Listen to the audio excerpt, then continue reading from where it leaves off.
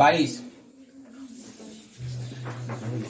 নম্বর বলেছে একটা ত্রিভুজের পরিসীমা, ত্রিভুজের বাহু দৈর্ঘ্য জানি না কত। ধরি এবিসি একটি ত্রিভুজ যার এবি সমান সমান এ সেমি,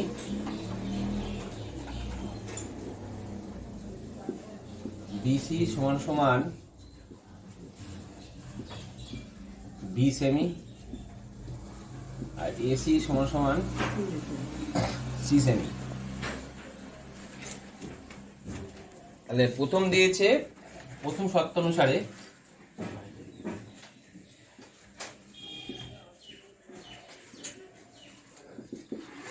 এ প্লাস বি প্লাস সি সমান দিয়েছে 32, 1 নম্বর পরিসীমা দিয়ে দিয়েছে। আর কি দিয়েছে? ত্রিভুজটির অন্তবৃত্তের ক্ষেত্রফল। অন্তবৃত্ত বলতে ত্রিভুজটা ভেতরে যে বৃত্তটা আছে, তাহলে এটা ব্যাসার্ধ জানি না কত।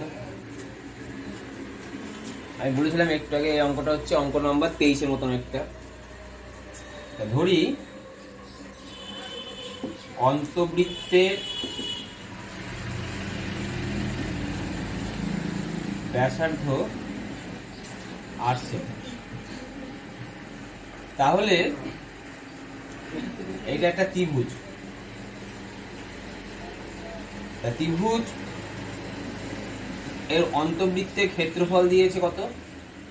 38.5 সেমি, 38.5 দিয়ে, তাই তো? তাহলে ধরি অতএব অন্তবৃত্তের ক্ষেত্রফল পাই আর স্কয়ার সেমি স্কয়ার। এখানে আর গ্রেটার দেন 0 করে দাও। অতএব প্রশ্ন অনুযায়ী পাই আর স্কয়ার সমান সমান 38.5। আর স্কয়ার সমান কত হবে? 38.5 বাই পাই, বা আর সমান কত হবে? রুট ওভারের মধ্যে 38.5, নিচে 22, উপরে 7.10। তাহলে 11 দুগুণে 22, 3 11 33, 5 11 55, 5 দুগুণে 10, 5 7 কে 35, আর সমান সমান 7/2। অতএব অন্তবৃত্তের ব্যাসার্ধ কত হলো? অন্তবৃত্তের ব্যাসার্ধ হচ্ছে 7/2 সেমি। এবার ছবির দিকে ভালো করে লক্ষ্য করে দেখো। এবার এই ত্রিভুজটার ক্ষেত্রফল, তাহলে এটা আর মানে 7/2, এটাও 7/2, এটাও 7/2। তাহলে এবার যদি আমি যুক্ত করে দিই, ও নাম দিই, তাহলে ত্রিভুজ এবিসি এর ক্ষেত্রফল, ত্রিভুজ এবিসি এর ক্ষেত্রফল সমান সমান এই তিনটে ত্রিভুজ আছে, এখানে পার্ট আছে। কি পার্ট আছে? এওবি, বিওসি আর এওসি। ত্রিভুজ এবিসি ক্ষেত্রফল সমান সমান কি লিখতে পারি? তাহলে ত্রিভুজ এওবি এর ক্ষেত্রফল, ত্রিভুজ এওবি প্লাস ত্রিভুজ বিওসি, ত্রিভুজ এওসি এর ক্ষেত্রফল। এবার আমার প্রশ্ন কি জানতে চাইছে? ত্রিভুজ কি ক্ষেত্রফল? ত্রিভুজ এবিসি ক্ষেত্রফল, ত্রিভুজ এওবি ক্ষেত্রফল কত হবে? হাফ গুণিত ভূমি। ভূমি কত?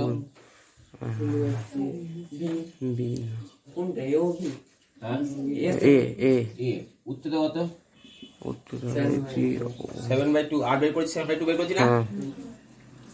তো হাফ 7/2 প্লাস হাফ গুণিত বি গুণিত কত? 7/2, হাফ গুণিত সি গুণিত 7/2, এত কি সেমি স্কয়ার। হাফ ইন্টু 7/2 কমন গেল, আর তাহলে কত? A plus b plus c সেমি square. Half into 7/2 a plus b plus c এর মান দেওয়া আছে, কত দেওয়া আছে? 32 সেমি স্কয়ার। ব্যাখ্যায় লিখবে 1 নং থেকে পাই। কেটে দাও 16, কেটে দাও 8 8, 56 56 সেমি স্কোয়ার। উত্তর লেখো। অর্থাৎ ত্রিভুজটির ক্ষেত্রফল কত? 56 ত্রিভুজের ক্ষেত্রফল 56 সেমি স্কোয়ার। এবার সেম টু সেম এবার একটা অঙ্ক করাবো, সেটা হচ্ছে 24। এবার 24 নম্বর করাবো। করো 24 নম্বর করো। অঙ্ক হচ্ছে 24। জয়া একটি বর্গক্ষেত্রে অন্তর্বৃত্ত অঙ্ক করেছে। ভালো করে ছবিটা দেখবে, ছবিটার মধ্যে অঙ্ক লুকিয়ে আছে। বড় ক্ষেত্রের মধ্যে অন্তর্বৃত্ত আছে।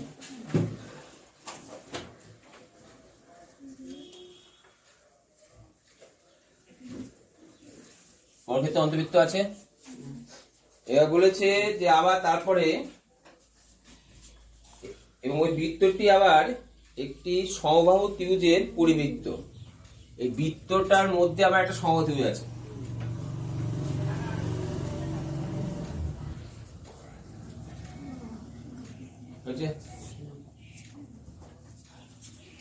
কি দিয়ে দিয়েছে?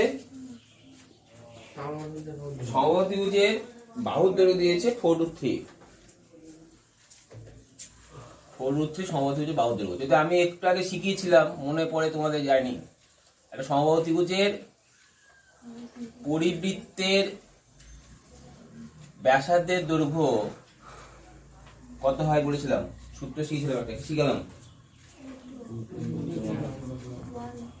কত ভাগ কত?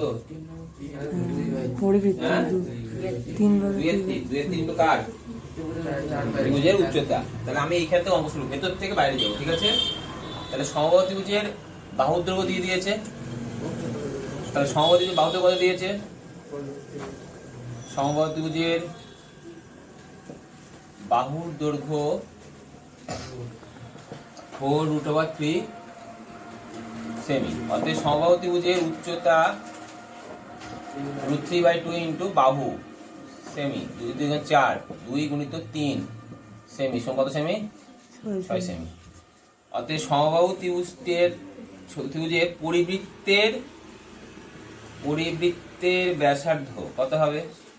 কত তোমরা বললে? 2/3 ইন্টু 6। আর অন্তবৃত্ত হলে কত হতো?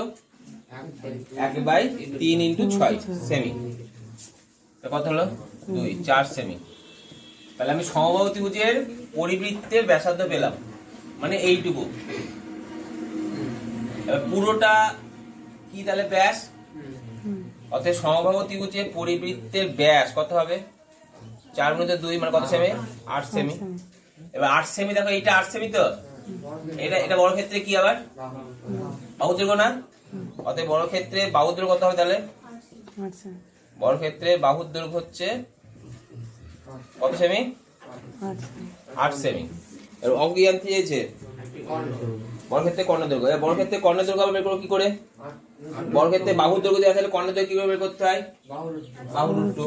এবার বড় ক্ষেত্রে কর্ণের দৈর্ঘ্য, অতএব বড় ক্ষেত্রের কর্ণের দৈর্ঘ্য কত হবে তাহলে? কর্ণের দৈর্ঘ্য হচ্ছে 8√2 সেমি, বাহু√2 সেমি। এই উত্তর লিখে দাও, অঙ্ক শেষ। বুঝতে পারলাম? পার্ট পার্ট করে অঙ্কটা করতে হবে, ভালো করে বুঝে করতে হবে। এই টাইপের একই অঙ্ক আছে, একই টাইপের অঙ্ক, একটু অন্য ধরনের, একটু অন্য, কিন্তু প্রায় এক। 250 পাতার উদাহরণ 12, উদাহরণ 13 একইভাবে নিজে নিজে করার চেষ্টা করবে। এই দেখো নেক্সট অঙ্ক নাম্বার 25।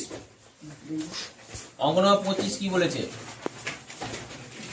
বলেছে যে সুমিত একটি তারকে দুটি সমান অংশে কাটলো।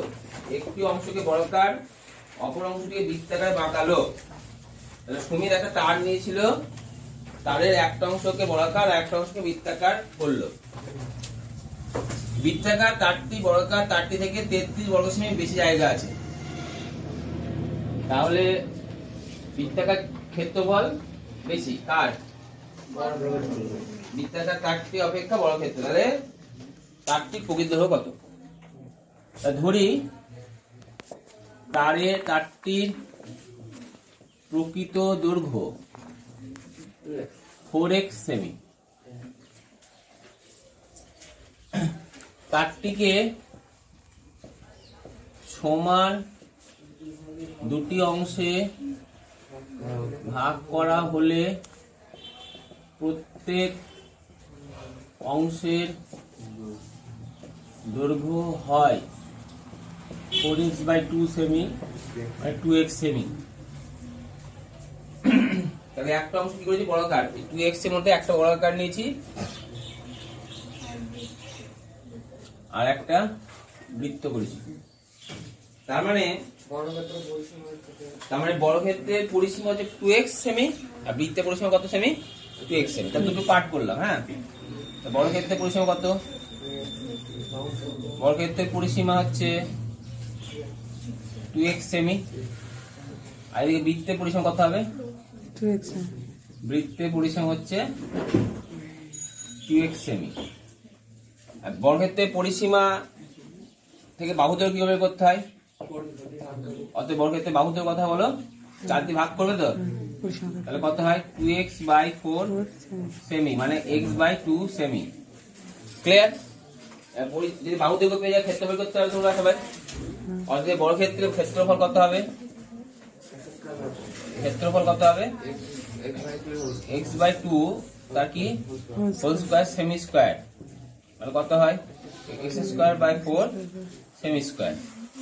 বৃত্তের পরিসীমা, আমরা বৃত্তের পরিধি দেওয়া আছে, পরিসীমা বৃত্তের পরিসীমা জানতে গেলে কি আনতে, বৃত্তের ব্যাসার্ধ জানতে হয়।